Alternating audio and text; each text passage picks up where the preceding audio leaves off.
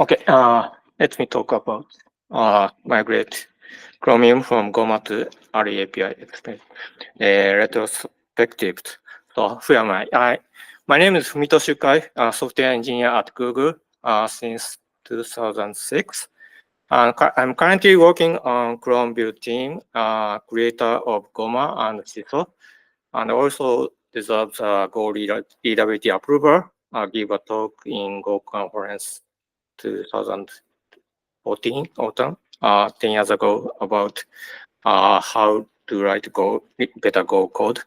I also love the low layer stuff, and I wrote the article in Binary Hacks in 18 years ago, and also reviewed some recently published book, Effective Go in Japanese and Binary Hacks Rebooted. And this is a brief timeline of the Chromium build systems. So Chrome released in 2008, and I create a Goma on 2010 and keep managing this until recently. I also drive the Goma RB migrations and also create Siso recently. So I talk about this history from the past. So before talking about Goma, how Goma will be developed ideas. And 8 years ago, I joined the Google. There's no brace in the Google. And in Google, we have a build files, but we convert build file into the giant makefile and also use a distcc. And distcc is a simple distributed compiler, runs cc-, preprocess locally and create a single large preprocess source file and submit, send to the remote machines and run cc on the remote host. And we can distribute C compilers on the massive many machines and can run them parallelly. So we can run a lot of compiler at the same time. So build becomes faster. But this TCC slows at that time at Google even. So Google engineers try to solve this problem on several ways. One is the DCC pump. Pump mode is so Google engineers found that problem is that this large C++ source file transferred between client and remotely. This is massive traffic, and it contains the same contents again and again, for example, standard headers. So pump mode runs the include scanning and list up include files and send list include file remotely if it is not sent the remotely. But strangely, the Google engineers try to use the Python to implement the include scanning. And it works somehow well, but not so good outcomes. And the other is the fault-fs really minor system. And sounds strange about the build system. This is a distributed compile system. Hooks the system file access system calls and traps if file access the locally, and if file doesn't exist locally, it tries to fetch the contents for the client. So client just sends a compile request and runs the remote host runs the compile command on the fault-fs. The fault-fs captures the file access if file doesn't exist in the remote file and call to the client to retrieve, send the header files and resume the compile action. So it solves the problem that no need to run the include scanning or run the preprocess locally, but it doesn't fit well in the HTTP network systems because it needs to call from the server to the client. And it start not working well in the Google internal system because Google internal system is heavily optimized to the HTTP. So should call to the client to the servers, and it doesn't work on the fault-fs like system. And Also, it doesn't work well as a forge because it doesn't have any exec cache systems. So it can distribute compile actions, but it doesn't have any cache system. So always compiles for same request. And Forge and Braze is started implemented several times. And maybe you may know, and Forge is create input list from the build graph and send this to remote, and also has a remote exec cache. And it works very well and use the mainstream Google's. If you want to know this, please read the software engineer at Google. And then Goma, and I joined Chrome Tokyo team in 2009 after the Chrome release and start porting the Chrome into the Linux and Mac. And I use the Linux Chrome, and at that time we use the distcc as well, and make on distcc, and distcc is slow, especially distcc server is set up on our engineers' machines. And at that time, Tokyo team is very small, 10 engineers or so. And if some other engineers try to build Chrome, my machine gets running Chrome files and gets slow. And I very frustrated. And Forge works well, but Forge is very tightly coupled to the Braze, and it doesn't apply the Chromium system. So Ukai, Hamaji, and I try to build distributed compile system for Chrome better than distcc. And maybe we need to first include scanning and also remote cachings. And we write this in the C++, and protocol buffer over HTTP is simplified to match the internal network system.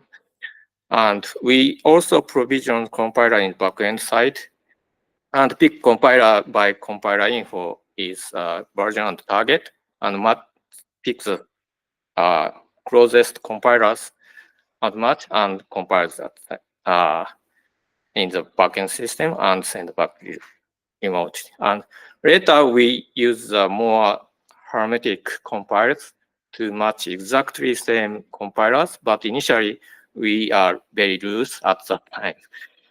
And Goma works as like this CCC. For initially we implemented a masquerade mode. It is a symbolic link to Goma CC. So GCC symbolic link to the Goma CC and put this GCC in the path from the make. So make picks the symbolic link GCC that execute Goma CC, and it picks the command line flags and it sends the backend. But Chromium tried to migrate the GCC to the clang, and clang is put into the third-party directory. So we can't use this masquerade technique.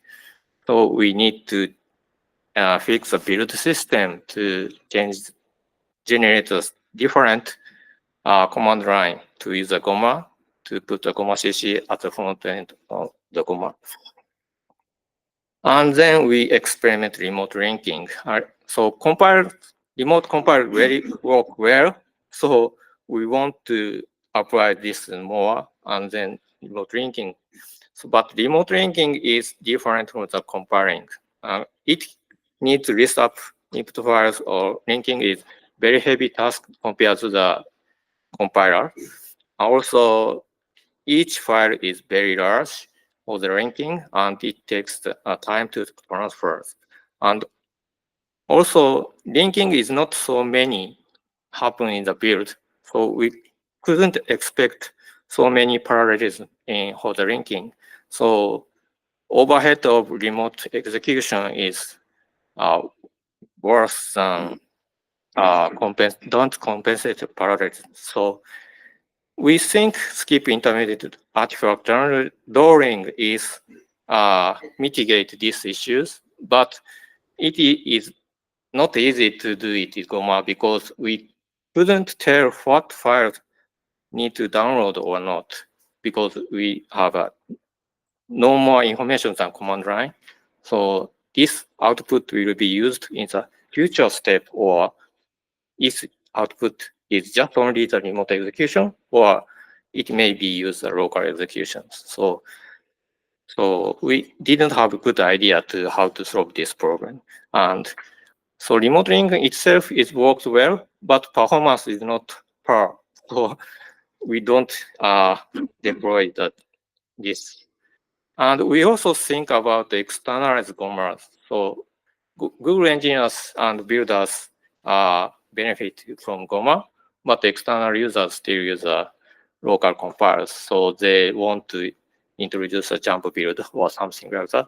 So we want to externalize Goma and ask the security reviews. And the security reviewer are concerned about we have many execution backend in Google 3. Why do you create another one? So better to consolidate. So we talked to each other. So we found RB is a very similar characteristic with the Goma backend. The RB is implemented as a Goma's, Google's remote APIs backend implementations. And Goma and RB is very similar, but there are some are not the same. Goma uses a protocol buffer over HTTP, but RB uses a gRPC, a newer protocol, and use different hashing. And RB runs a command in Docker with mounting input root, and all input is expected in under the input root. And so it is not easy to use a system installed SDK or include files. So this is the problem. And in Chromium use case, we use the working directory is different than the exec root. Initially, RB doesn't have assumes CW working directory as an input root, but Chromium needs the different working directory, so RB introduced the working directory in the command, and RB also doesn't assumes remote execution is relocatable, so doesn't depend on the where this input root is mounted, but some actions actually depends on the location for the files, especially the debug build. In debug build includes a file path of the source code as in the absolute path. So RB later introduced the input root absolute path. And then we changed the backend side into Goma's backend to the RB. We call the Goma RB and 2018. I prototyped a protocol converter in a few weeks and it works well. So we put this in the GKE and it takes a year or so to stabilize at the Chrome scale with a good utilizations. So build request is quite spiky. So if I aim to the high utilizations, so spiky request to problem, and so we have enough space or provisions the resource to make that stabilize. Anyway, we released Goma RB and migration took a year or so and worked very well until turned down in this year. And then we think the Goma server is not necessary in these pictures. Why Goma system can talk directly about RB? So we initially think we modified the Goma to talk directly to RB, but other team in Google is already start to implement REClient. That is very similar to Goma. So they sell the REClient to use Chromium. So maybe it is same. So I think it is better than rewrite Goma. And REClient written in Go and use a gRPC, and no need to intermediate proxy server like Goma server. And initially, it used a crank dependency scanners. It reduced the maintenance cost of the Goma input processors with SQL, but it turns out it is highly depend on the crank versions. So different crank can't use the same dependency scanners correctly. So, and also performance is not good enough as Goma. So they finally decide to use the Goma input processor using the REClient with SQL. And SQL has some problems, so they change this to the separate scandev servers in proxies. And different from Goma, we need to pass more information to RE wrappers. So we need to change the GN and Ninja command to support REClient. And more different, other major different things between Goma and REClient is the RE proxy lifetime is per build. Goma proxy is keep running on the several build, but RE proxy need to start and shut down for each build. And we migrate Goma to REClient. It takes long time than expected, but finally finished this year. And during REClient migration, I think new build tool integrated with RP. So this sync build process, it is a set of build steps with dependencies. And each build step runs a command, and that command mutates the workspace. And these build step chains finally produce the final artifact. And this build step can be remote execution if we know the all input output list are known, then we can construct remote execution request easily. So we can run this on remotely and output to mutate workspace state. So it could be easier to make any build step command to run remotely than Goma or REClient approach. And this makes it easy to investigate, debug, and build issues. So because used to be Ninja and Goma or REClient is separate process, and it is difficult to bind these two information to debug what happened. And I created the Ninja Go, a Go implementation in Ninja in 2012 after Go release to run the Go at that time. And it is not a difficult task, and I know somehow Ninja. And I also create a REClient code in the Goma servers. So combine these two and finish simple Ninja, RB aware Ninja. So this is Siso. And Siso can easy to skip intermediate artifact because it has knows the all build graph and which file will be used by the which step. So we can download file if some step need this as an input, then we download the input file at that time. So if all successful step runs remotely, we don't need to download these files. And also integrated with the cloud logging and trace and profiles. So it makes it easy to what happens in the build system, and it is very easy to debug and build problem. Now we are rolling out Siso in the Chromium build system and developer build. That's it.